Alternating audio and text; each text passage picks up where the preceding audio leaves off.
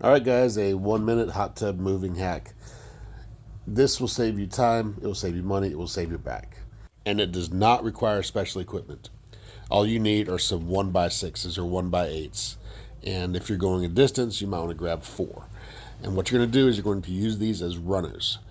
Less surface area means less drag, easier to move. It works on grass. It works on like this concrete. It was newly poured and we did not want to scratch it up. If you're going a distance, you can use multiple sets like you see here. You slide it across the first set onto the second set, then you remove the boards from the back, put them to the front, and continue on as a leapfrog process. These will work on under the base of the tub if you have the tub on its side. It's a great way to save your back, save some time, save some money. And I don't care what you say, that's some good stuff.